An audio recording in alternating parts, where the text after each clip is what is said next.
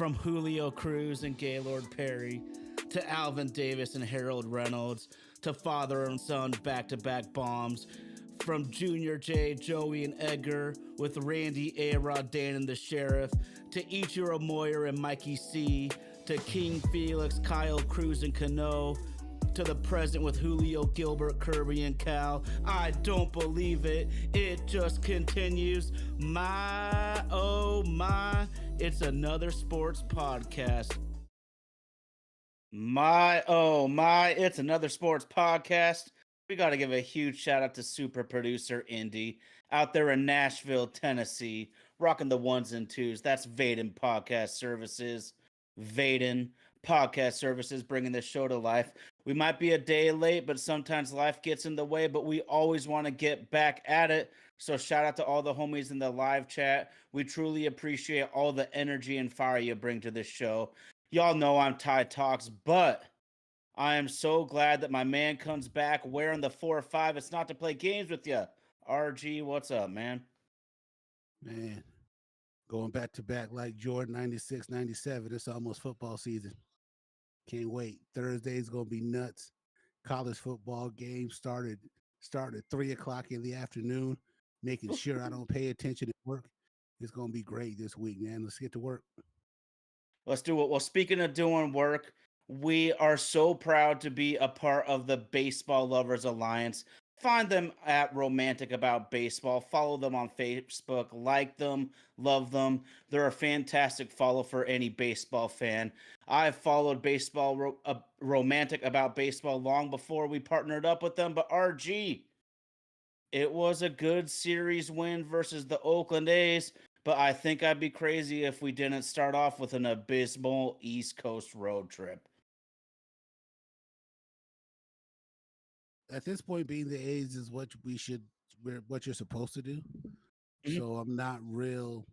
Yeah, it was nice to see Logan return to a dominating form of himself, and just to hope that he keep it up. But Jesus Christ, man, we went to the East Coast and we were getting handed around like Ja Rule's jewelry. Just terrible. Just a terrible, terrible trip to the Northeast, and even couldn't put on a show for the little leaguers.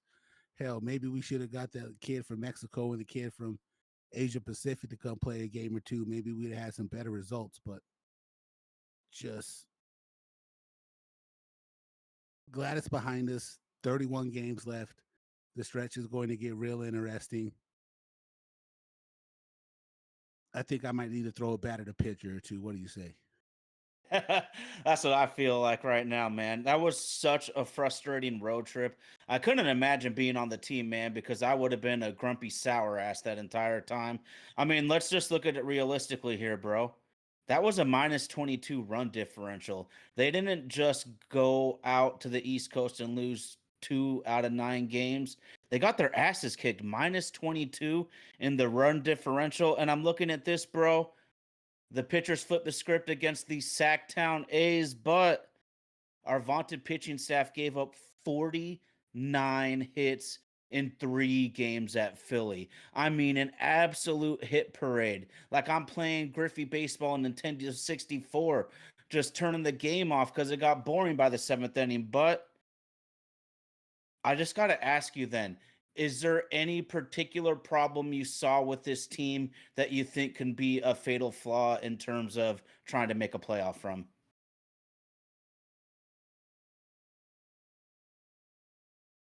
It's just when it's your turn to be the nail and not the hammer is what's going to determine whether or not this push is successful. Do I foresee the pitching staff having outings like that constantly over the next 31 games? I absolutely don't. Think we should get back to some form. But that's just kind of how baseball goes. The thing that made it not as painful was that Houston happened to do a good job of sucking as well Mhm. too. So we're still in the mix for it. There's starting to get Boston's kind of pulling away from us a little bit. Yankees are playing inconsistent enough to keep us close to them, and then we just have to hope that the Royals don't get hot. I believe if you break down the schedule of the 7 teams competing for the playoff spots right now, we probably have the toughest out of all of them. So there's definitely going to need to be some better baseball played over the next 4.5 weeks, or we're going to be on the outside looking in again. And just, I think this would be the most disappointing of the four if we didn't make it. This one would definitely be the most disappointing of the four. Mm-hmm. But still a lot of games left to be played. Mm-hmm. Mm-hmm. I don't want to be Debbie Downer here this entire episode, but I feel it's imperative that we really examine what happened there, man, because we know the Orioles have had a really rough year overall, even though they've been better as of late. But going to the New York Mets, going to the Philadelphia Phillies, those are teams that have World Series aspirations, as do the Seattle Mariners, man. And they really took it to us. You know, I say this all the time for every sport. There's playoff contenders and there's championship contenders. And it really made me think that the Mariners are more likely a playoff contender if they don't turn it around. Now, we've seen many teams in this situation go on fantastic runs down the last 30 games of the season into the playoffs. Tommy, I am a proud union member. I'm a proud Teamster right here. And what happens a lot if you get disciplined at a union job, if it's not an instantly fireable offense, then you usually get what's known as a working suspension or a working termination. And I'm almost positive the Mariners and Victor Robles are challenging the ruling on the 10-game suspension. They're trying to appeal it to make it lower. So as it stands right now, I'm sure as a union worker that Robles is, as myself, he's on a working suspension. And once the appeals process goes through, that's when he'll serve it. And I'm sure the Mariners are going to ride this as long as they can because we need Canzone's hand to heal up from getting hit a week ago or so, because this lineup when they're rolling is good, man, but when they're bad, it looks super thin. But I just would be pumped to see Robles and Canzone both healthy. The Mariners need all the help they can get right now. Yeah, I'm a former Teamsters. Uh, what do they call them? The union steward, and Oh, yeah. that's exactly what the situation is. You can play while it's being appealed, and then once the appeal process is over, then they'll make you serve what the outcome of the formal investigation comes out to. And it's nice to have him back. It's nice to see him healthy. God knows that was a very, very ugly collision, and lucky that it wasn't worse than what it was. But we're kind of torn on two sides of the fence. I absolutely loved what he did. Indy loved what he did. Tyler went John Witherspoon on me and put up a gift of pops from Friday saying you win some, you lose some, but you fight like a man. It was all nah. I'm this. This isn't back in the day. This is the kindergarten era where sometimes you got to pop out and show a pitcher with a bat. I mean, what can you throw a bat at a person? Just with common sense, should you be throwing a bat at somebody? If they deserve it, Run out if they there and deserve whoop it, his ass then. We've go seen that outside happen many right now. times in baseball. Go outside your house right now, and if someone is messing with your Prius, I guarantee you're going to throw something at them. Okay. Well, that is so crazy. I can't believe he actually threw the bat at that pitcher. It might get knocked down to 8 games. And let's be real, knowing the Mariners, man, 2 games can easily be the difference between making the playoffs or not. I just want to go into something really quickly, man. I am sick of Legamina. I am sick of Call of Duty. Boy, I can't even remember his name right now. Taylor Saucedo. And I was so sick of Dylan Moore, and they finally cut bait with him, RG. The dude was 3 for 67. I've never seen anything like that in Major League Baseball. 3 for 67. Thank you for 7 years of service, Demo. But I don't know what else you could do with that guy. I honestly think the only hope for his baseball career, RG, is for Dylan to land in AAA somewhere far from the Mariners organization because that guy needs confidence in the worst way. But moving on, man. It's sad to see him go, but this team, there's no time to fuck around, and that's why this pathetic East Coast road trip was so disappointing. None of us are front office executives, and none of us have an inside ear to what's going on in there, but you can see the writing on the wall. Someone asked, I want to say it was either Sunday Evening Media or Mariners Eifert, said, when we get Robles back, who's gone? And immediately everybody was like, Dylan Moore. So Mm. wish you well, man. You're still a working guy trying to take care of yourself and your family, whether you're a professional athlete or not. He'll land on his feet. Um, even making money in the minor leagues is still better than probably what some of us make. So can't no he ain't hurting like if he like if he lost his union position, but just tough to see. He was good at times when we needed it, but it's just consistency, man. But sports is just the ultimate what have you done for me lately position. And if you're not cutting it, you're just not cutting it. Mhm. And that's Partner. something we love so much about it. Yeah, man. It's just the nature of the beast, man. It's very competitive. There's guys who fight 10, 15 years to get one at bat at the majors, and then there's guys who get up there Mhm. and just if the skill doesn't develop, it's just sad. But we're still in more than mess, man. No doubt, no doubt. So one thing that I think happened at the trade deadline is I feel that the Mariners starting pitching staff as a whole was being looked at like what it was and not what it is, RG. And what the Mariners starting staff is this year is middle of the road. I believe they're 16th in ERA, but we know that there's so much more that those men can give the ball club, so much more they can deliver at the mound. And on the weekend series versus the A's, RG, Brian Wu, George Kirby, and Logan Gilbert, LG, the OG, all gave ace level performances, allowing one earned run apiece. If we get those dogs rolling the way they can, then my view on the season completely changes. But there's been a big assumption that these guys are magically going to get their arms healthy when they've been battling their asses off all year. And sometimes you just don't come back like that. So I just hope, because god damn it, man, the Oakland A's have some young fucking hitters. That first four in their lineup scares the shit out of me. They can get at anybody any day. And so congrats to our starting pitchers. We need them dearly. Yeah, they're going to be a force to deal with for years to come. And if they get the chance to develop before they get used as pieces, just because how Oakland runs their team business model, either they're going to become a headache for us for a long time, or they'll be shipped off somewhere, and it'll just be us trying to find better team consistency. That seems to be our Achilles heel for it. The pitching staff, the pitching staff is still the bread and butter of what we have. Oh, yeah. Unfortunately, with injuries and some well-timed disastrous performances, kind of has us looking at them like what the hell. But baseball's tough, man. Baseball's tough.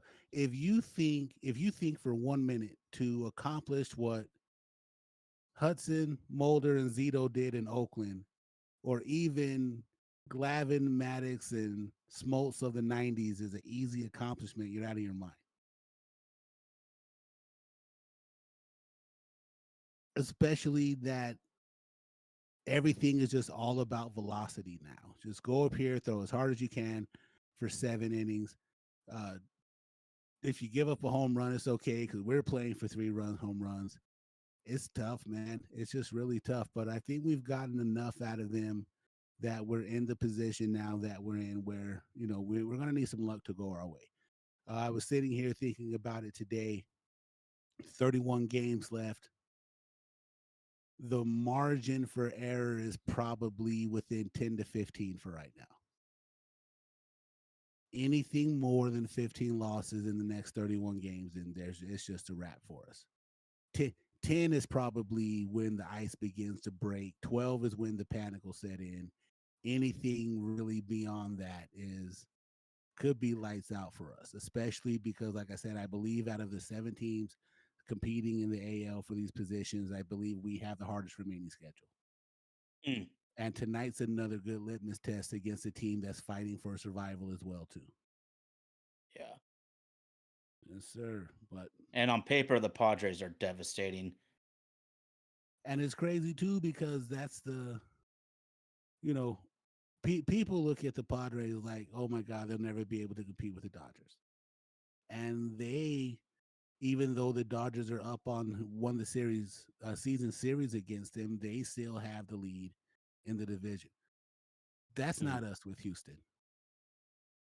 That's not us with Houston because we don't handle business against teams we should handle business against. And I get it. It's not football. It's not basketball. A lot more variables go into being able to dominate in baseball than the rest of those sports. But eventually something is going to have to give. And we have to find a way to be able just to get 23 wins. 23, 24 wins is pretty much what it's going to take for us to get into the playoffs. They got to basically catch fire then in your eyes. Only based upon what everybody else has in front of them. Okay. Yeah. That's interesting. Well, easy question, man. Do you think they could do it? Do I think they can do it? Yes. Do I want them to do it? Will Yes. they? Will they do it? That's up to the guys who are going to step out of the dugout every night. That's up to them. That's up to them. I don't think it's the mentality of when this push started a couple years ago where they're happy to be there. A lot of these guys got a taste. They finally put themselves in a position to run out an actual major league lineup. This time, instead of having 3 guys hit below the Mendoza in previous years in this position. Momentum in baseball is just as good as the next day starting pitcher. So, Yeah, it's definitely up to Miller tonight to get the job done. I'm glad he's back. Need him back, Yeah. and even if he's not the exact form of what he was the previous years, like we had been talking about, a combination of him and Logan Evans just keeping innings close is, I think, the best we can hope for from the combination between the two of them. But we have to start winning. We have to win starts from Kirby, Wu, and Logan and Castillo the rest of the year. Gotta win. Gotta win. Gotta have it. Gotta have it. Because you do not want to wake up in 2 weeks and see that the gap is closed between us and Kansas City. I would add piggyback on you, RG, right there, in that the offense has to come through when the good performances are there. Take game 2 versus the Sacktown A's, man. George Kirby gives up one earned run. The Mariners lose 2-1 in extra innings. They cannot have those games right now. If the pitching comes through, the batters absolutely have to do their part. And the dudes on the live chat have been cracking me up, and I'm going to say this name slow, bro. Nick Kurtz. The 22-year-old rookie first baseman, Nick Kurtz. You want some shit? You want a nugget? Yeah, I said it slow on purpose, bro. Here's a nugget for you. Yordan Alvarez has kicked ass and taken names from 2021 through 2024. Nick Kurtz's OPS in 2025 is higher than Yordan had in any of his dominant seasons the last 5 years. That's the level of rookie we're looking at. And the A's, I wouldn't be trading him for shit for at least 5 years. Then maybe trade him when he's got 1 year left. But this is going to be a mother to deal with. I just need you to say his name one more time, just because I'm an immature asshole. Nick Nope, I don't. Don't you do it. Kurtz. Don't you do it. Oh, that's great. Big Amish. Oh, I love that shit. That's good. Yes, sir. Yes, sir. Churning butter and whooping ass the Amish way. That's how Yeah, he's got them strong ass forearms to belt the ball, bro. that's right. He should come out to that Weird Al song, "Living in an Amish Paradise." I love it. I love it. Now the dude has been amazing, man. I saw a stat that he's leading the league since July in, was it OPS or something? One point he was killing it, man. He was killing it, bro. Gonna be very So, interesting to see how it oh, go comes ahead. down, man. Gonna be very interesting to see how it comes down, man. I we're kind of used to this. We tinker, we tinker with the brink of insanity a lot. Being Mariner fans, this is gonna be another one of those. How did Bob Euchre used to say it? Maylats crushing moments the next few weeks. Um, and it's interesting too because we do have three against Kansas City and three against Houston coming up in the middle of September. Oof.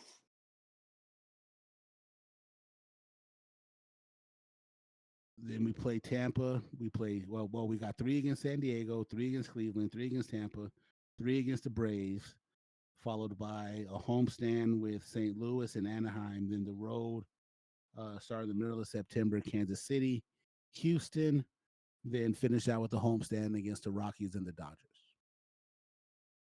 Oof. It's this definitely will not be for the weak at heart. Well, if you want Be to ready do for some some damage, pain. then you got to do it. True, true. If you think you can beat these teams in the playoffs, then you got to beat them now to get there. No time like the present, man. Gotta have them. Gotta have Got them. to How have bad them. do you want it? How bad do you want it? It's Okay, the reason why we made the moves. let's talk strategy here for 1 second. So I'm looking at something interesting. The Mariners, as a team, have to expect and have to produce more runs on the road, dude. I'm looking at this with the Mariners pitching staff. They allow a 648 OPS at home, much below league average. The Mariners pitching staff allows a 772 OPS on the road, which is really damn good. It's simple, RG, and we saw it play out based on the field, not just the numbers. The Mariners have to find ways to score more runs on the road, especially against these good teams, man. It really felt like a Little League All Star team playing a bunch of T ballers with that Phillies Mariners series. So put it in the rear view, but don't forget about it, man, because they have to play clean baseball. And let's be real, man. We've been bitching about this for the last like 3 or 4 years. The left on base is killing the Mariners, but this far into the season, this many years down the road, this might just be an Achilles heel they have to somehow overcome. That 31-35 record on the road, we need to get it to 500. We need to Yes. end the year to 500. That's going to be, like you said, the performances on the road is really what we're going to need from this team to be able to step up and solidify this spot. It's hard to count out the Yankees. It's just really hard to count out the Yankees because if Judge gets hot, he could carry them for an extremely long time. And he didn't even, they had their down weekend, losing 3 or 4 to Boston, helping Boston kind of pull away from us, but keeping the Yankees within sight. I said a couple weeks ago we need to finish with the third best record in the American League in order to be able to guarantee. I mean, in the Mhm. American League East, in order to be able to guarantee a playoff spot. And that's exactly what this is shaping up to. We need to find a way to leapfrog the Yankees, and just more for peace of mind.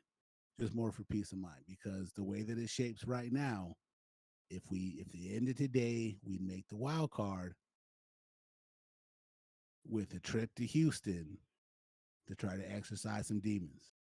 Mm. And as long as Robbie Ray's not leaving cockeye fastballs to your Don in the ninth inning, still pain. Still pain. Yeah, it's Well, just one man, of them. It's in front of him, and I don't think we could really ask for more in this position. We've been looking at it from the team perspective this entire episode, but we gotta do something positive for the people, bro. Cal Raleigh, 149 years of Major League Baseball, and no catcher has hit more home runs in a single season than Cal. Talk to me, big dog. Cal is the one who started this. And it all started the night that Texas eliminated us from the playoffs when they went on to win the World Series. I don't want to hear shit, Texas Power Ranger. But it started that night when he called us out on national TV. And then we get to the infamous 54% conversation. And then they make him come out and apologize. And I don't care what you said, that was a forced apology. And then he decides, well, I'm going to be the one that puts up or shuts up, and just has come out and been unfucking real. Judge is still, he's even closed the gap in Judge from a betting perspective of who's going to be the AL MVP.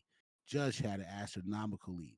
As of today, Judge is only a minus 160 to be able to get it. And if you compare the stats, that OPS, and really just is going to depend on what type of baseball that you like.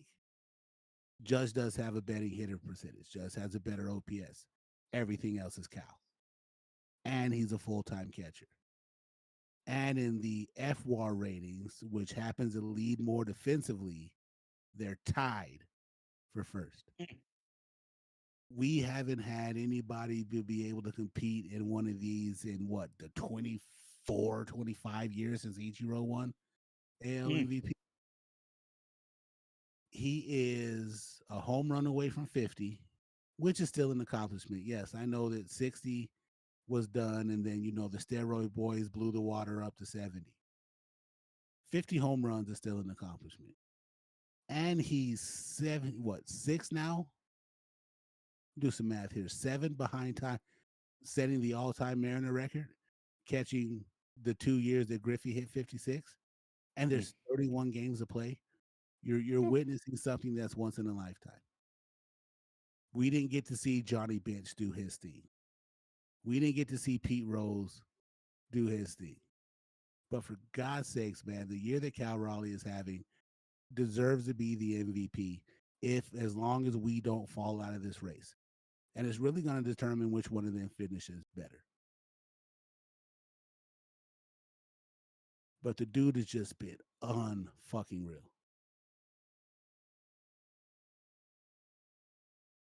It's been a pleasure to watch, man. It really has. And I had to look this up then, man. We're really close. We're really close. How about this one? Because it just struck me. Is Cal at 49 right now? 49. Cal needs 5 home runs to tie Mickey Mantle. The record for home runs by a switch hitter in a season is 54 by Mickey Mantle. If Cal could pass Mickey Mantle for home runs by a switch hitter in a season, I mean, both those accomplishments are absolutely incredible, and I'd have a hard time seeing people break them. Records are meant to be broken, but shit, look at Major League Baseball. Sometimes it takes 100 plus years for this to happen, if ever. The dude is just having such an unreal year, man. And it's what we wanted from him. And not just him, it was his. We don't make the move to go get Naylor and Suarez back in the fold if Cal isn't on this type of tear. Because he's the one, like I said, he got to the fork in the road and he was like, hell, I'm going to go out here and do this. Now, granted, to have that mentality and say it is one different thing, but to see how he's been performing, it's just been nuts. So you have to reward the season that he's had by making the moves that he's had, and then now it's up to guts and heart to see if the team can get the job done. Because it would be a damn shame to see that dude sitting at 57, 58 home runs, and we miss out on the wild card by one game again. dude is absolutely going to have to dominate. That's a good point, man, because I think back to the early 90s. Remember Ken Griffey Jr. tied the record with 8 straight games with a bomb? That was a huge deal, but Mhm. it's largely forgotten because the team was trash at that point. So even if a team's pretty good, but if you miss the playoffs, you're completely forgotten about, and we don't want this season to be forgotten about. It really, the guys on the live chat are right, man. This is a once in a lifetime type of home run chase, type of record chase. And it really is crazy when you're thinking about it that a catcher is about to hit 50 home runs, man. The beating you take back there, the day by day sacrifice. Catcher is arguably the most selfish position in team sports. It's up in the top 3 to 5, absolutely. So kudos to Cal, and I just freaking, I've had so much fun watching him, dude. And I just want to put touch on this really quickly. When in all the pro sports and at any level, I guess, when you're scouting, you're looking for a ceiling. How good can Cal Raleigh be? How good can Logan Gilbert be? Well, what I love is Cal Raleigh said, "Fuck your scouting ceiling. I'm skyrocketing right that through that thing." And Cal was setting his own marks with his own expectations that I bet nobody in the world, including the Mariners organization, thought that Cal could reach except for him. So I love it when a man like that goes out, sets his goals, and actually just drives and powers past all expectations. It's been just amazing to watch what he's done this year. It has. It truly has. And what a good guy for it to happen to as well. What a good man to have this type of season too. Even back to the All-Star game to have his dad and his brother out there with him. Just Mm. just a good person to have this happen to. And for there to be no inklings of our PTSD from the past where it's this guy had a good season. He must be putting a needle in his ass. None of that with Cal. None of that with Cal. To have a Mariner not named Griffey or Ichiro leading in the A block of Sports Center because of what they're doing offensively is amazing, man. It's been such a great season. Let's not let's not come short of what the ultimate goal is. At least get us a fighting chance to try to compete for the World Series.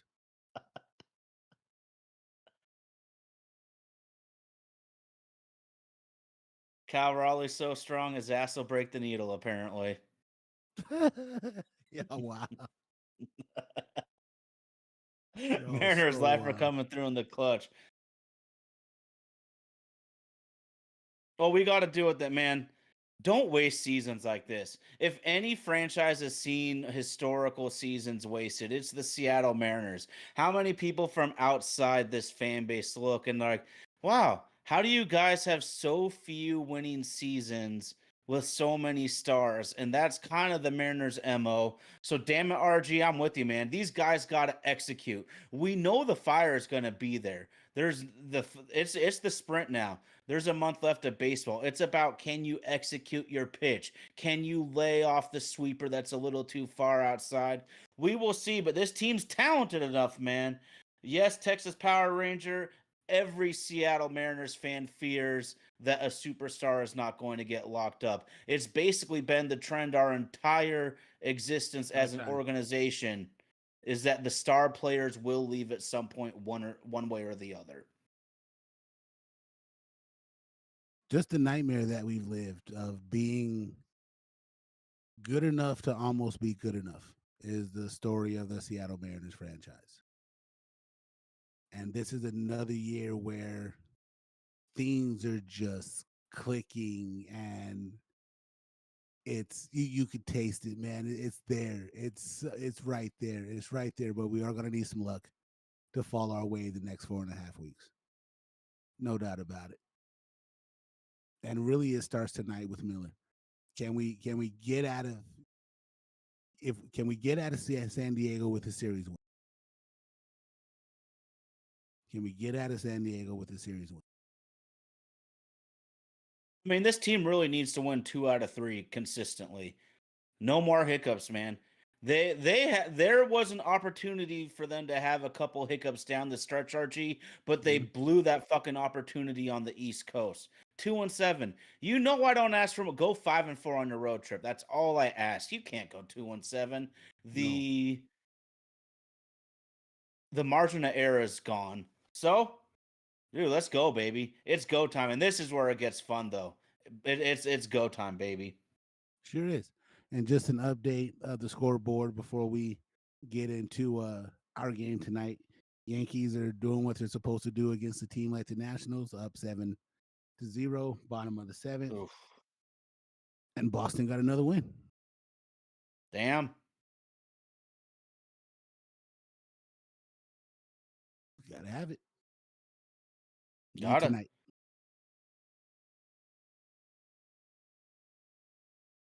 Need Gotta tonight. ask you, man.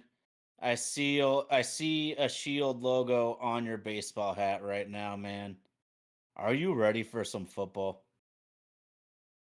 Dude, Saturday was like an appetizer. Saturday was like an appetizer. They brought me some chips and salsa. They brought me some mozzarella sticks. I had dos keys, and Yeah. now it's time for my steak. Now it's time for my steak. And you may not be as big of a college football fan as I am, but there will be nothing more enjoyable Saturday morning than having the surround sound Texas Ohio State on the big screen and just living and dying with every moment of, is Ohio State good enough to repeat, or is Arch Manning really the truth? Then we get to next Thursday, and there is no better way to hop off the start of a post Super Bowl championship season than your first game against your arch rival. And I can't wait to start talking shit to Cowboy fans.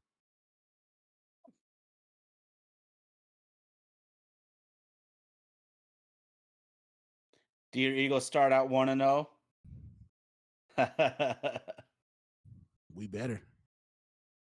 We better.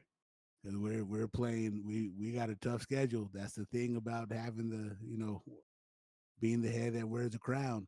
Even though this season has nothing to do with last season, your schedule is based upon how you finished last season. And it's not going to be easy for us getting started. So they coming out the gates trying to knock Jalen and them boys off the pedestal. They don't want your run first offense. Yeah, we start we start with Dallas. Week 2 we got the Chiefs. Week 3 we got the Rams. Week 4 we got Tampa. Then the Broncos.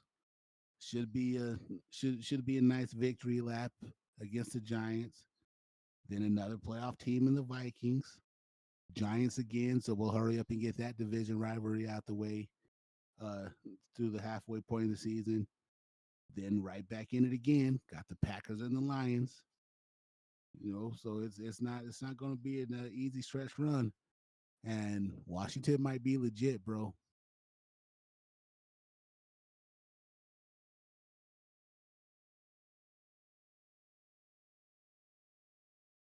Washington might be legit. So it's going to be an interesting run for them boys. And to me, the moves that they made, uh, trading for offensive linemen and a receiver yesterday. The offensive lineman is the one where I'm kind of trying to look at it, but not look too deep in it. It could be a sign that Cam Jurgens and Landon Dickerson aren't healthy. And we need those big hosses. We need those big hosses. We already lost Becton from last year. So, the line's not going to look the same. New offensive coordinator. Going to be real interesting. But I do believe that, I believe in our general manager, like I was talking to Andy. I believe we got a 2 or 3 year window to get one more before all those Georgia Bulldogs get goddamn expensive. Mm. That's what happens, man. That's what happens. All right. Let's dig deep then, man. Let's dig deep. We know the Eagles are going to be good. Let's get out there, man. Let's put our chests out there and really get going, man. Let's get into some bold predictions, bro. I'm telling you this right now. I'm gonna tell you this right. I want your reaction. My number one bold prediction: the University of North Carolina Tar Heels football program makes the college football playoff under Bill Belichick. Talk to You're me. outside your fucking mind. There must be some good shit in Washington. You are crazy. You know there is, man. You Check it crazy. out. The only game that they're really outmatched against is Clemson at home. Gio Lopez, their transfer quarterback from South Alabama, is a southpaw playmaking star in the making. A dual threat lefty throwing bombs, juking dudes in. Ooh, boy. Gio Lopez, watch out, man. What do I got here? 66% completion percentage, 465 rushing touchdowns. This guy is a dual threat maven. Watch. Watch, man. And here's the real thing, too. If I was talking about the SEC or the Big Ten, they're going to be middle of the pack. There's only one game on that schedule they're going to lose. North Carolina is going to the playoffs.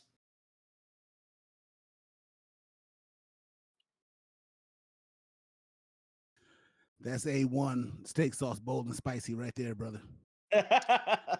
I'm with Tyson Baxter. They don't win 6 games. But even if they win 6 games, that's an accomplishment for them.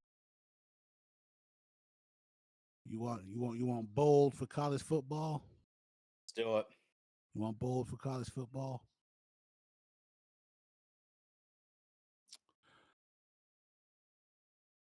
Hmm. Once once run that can spark up some fire around here.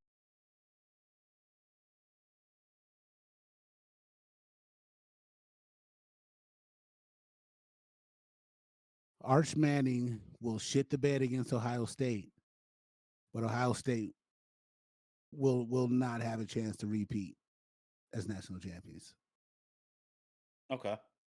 by hook or I'm by wondering crook. if it's going to be so tough now. That road to win it all is fucking insane now.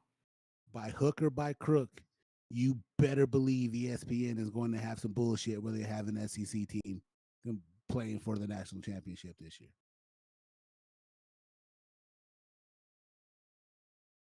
We'll see. We'll see. We'll see. So here's my question then. Is Texas going to end up being good, or do they just have a shitty opener at Ohio State? My pick to win the Heisman Trophy is actually DJ Lankey, the quarterback out of Florida. Okay. Okay. I think it might be a resurgence of the Gators this year. I the thing with Manning, and I listened to another sportscaster say this, and I thought it was interesting. That I don't really we don't really get the he didn't really get the hype behind Arch only because he's not a direct descendant of the lineage. Because his dad isn't Eli or Peyton, it's Cooper. And you have to know something about football in this thing to know that Cooper was a wide receiver, got hurt, didn't get to live out any of his dreams, and Arch is his kid. So it's not like we're watching Peyton Manning Jr. or Eli out there going at it, but just because of his last name, the world is overly paying attention. I still don't even know if he's going to be as good as Colt McCoy was for Texas. And the bar is Vince Young. But also, if you look at the similarities, Vince Young's year got started with the road game at Ohio State. Hmm. So let's see if the boy can do it. But Saturday at 10 o'clock is going to be real fun. That's crazy, man. So it looks like Tommy's got Cade Klubnik, quarterback out of Clemson. You got DJ Lagway out of Florida, man. I'm going. the second straight year a Washington State transfer wins the Heisman. I'm rolling with John Matera, Oklahoma. We're going out, man. Everyone's coming at me with the UNC pick. You know what? Someone's got to have the balls to make that Indiana type of pick before it happens. I'm willing to do it. You got to pick someone off the rails and off the map. That we're not talking about the top 5, top 10 easy picks. Who had Indiana last year? Who had Indiana last year? Some random team's going to make it, so I had to make my stand somewhere. But John Mateer, man, you want to talk about fucking awesome. This guy threw for over 3,000 yards, 29 touchdowns to 7 picks with 826 rushing yards and 15 rushing touchdowns. Now, clearly, he's going from not a conference to arguably the best conference, definitely the conference with the fastest defenses. So, is it going to be easy? Is it even likely? Probably not, but I'm rolling with John Mateer, bro. That another guy leaves the small town of Pullman, Washington, and becomes a college football superstar. But I like this, bro. You know why? Because everyone wants to make the easy pick in an Arch Manning or a Jeremiah Smith. Let's put our nuts on the table and try to think outside the box and think of that dark horse. That's what we're doing here. I like it. I like it a lot. You looked at Oklahoma's schedule? Oh, it's going to be brutal. This is kind of a crazy pick. It would honestly be safer to go with like a Lenora Sellers possibly from South Carolina, but I wanted to put a little homer on this thing. And to be an even bigger homer, RG, my one last bold prediction is Washington Huskies sophomore quarterback Damon Williams is the Big Ten first team quarterback.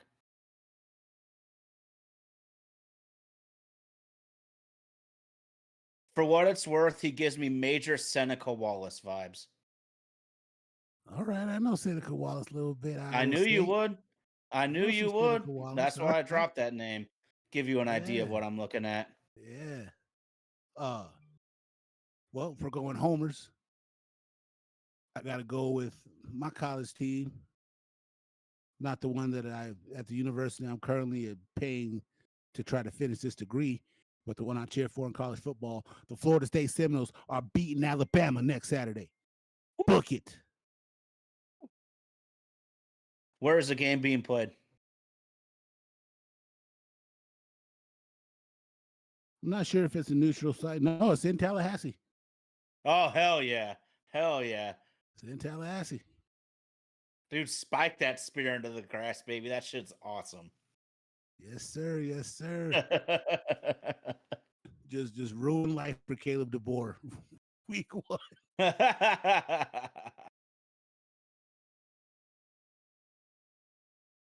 Week 1. Beloved, man, it's that time. It's that time of year. Baseball playoffs are heating up. The baseball playoff race is starting to heat up. Football is getting ready to take over the airwaves. And before you know it, we'll be bitching about an SEC team holding the championship at the end of the year. It's been 2 straight years for the Big Ten. It's been 2 straight years for them. It's all right. 2 doesn't take care of the 15 years of dominance, though. Oh, I'm not. You know me, man.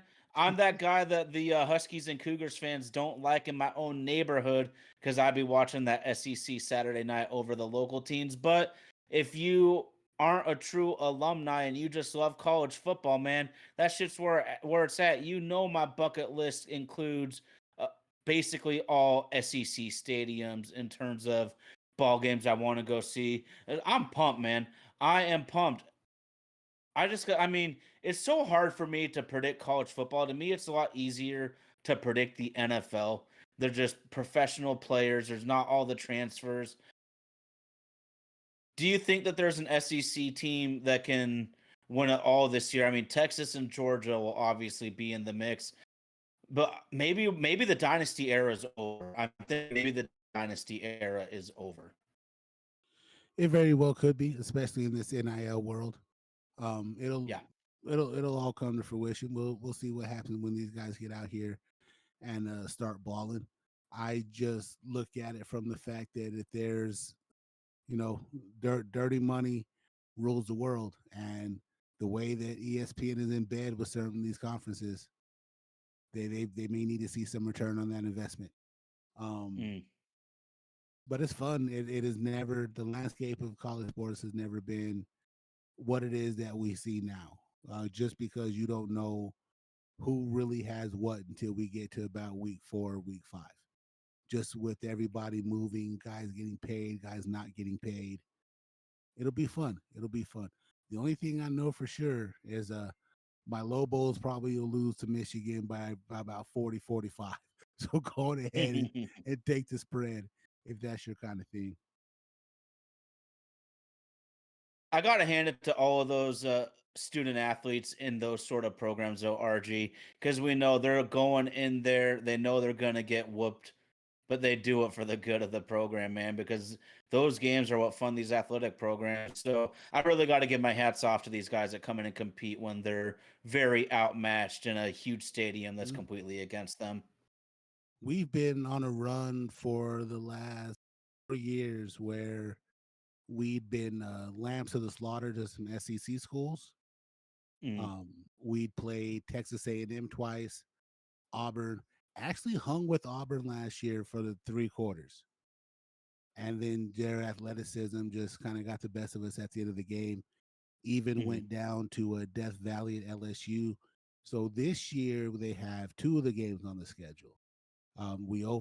They go to Michigan to try to do some fundraising, and then they actually get to play at the Rose Bowl against UCLA 2 weeks from now as well too. And though UCLA may not be a powerhouse when you think of college football, they still got some money to be able to help out our program. Coming into it with a coach who spent the majority of his career at a D2 school, brought a bunch of D2 players with him. So we may be severely undersized. It'll be interesting to see what happens Saturday night. But NBC was nice enough to carry the game as their national game Saturday. So, yeah, I get to see some kids I might have in a class or two with get his ass kicked on national TV, and it could be fun. I'm with Texas Power, man. That Jeremiah Love running back out of Notre Dame, great call. That kid is fucking Mm. awesome. He I is. like He that is. call too. He is. And, Notre Dame has a chance to do God's work and get Miami the fuck up out of here week 1. Shout out to Oh Indy.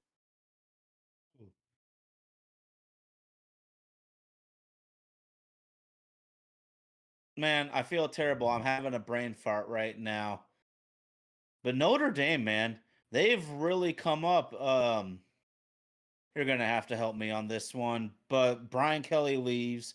He leaves to LSU because he doesn't think that they can win the championship at Notre Dame. And here they are just knocking on the door back to back years, and they're probably gonna do it again. 2 years later, they make the national championship game. Yeah. Yep. It's it's just wild, man. It's just wild how the landscape of how NIL is just kind of everything. Um, Even though it has completely killed the role of the traditional underdog, you still get a team like Indiana who finds a way to get into the mix, like last year. And what I think it has made it too is it's made the blue bloods a little more competitive in what they try to do with each other because there's no Yeah. longer any secrets. There's no longer any secrets. So the same backdoor deal that might have been taboo 20 years ago that we all knew was happening, everybody has a chance to do now. And big bang take little bang. Mm. Yeah. What Because I was it? mean, there's Ohio State had programs a like $40 million roster last year.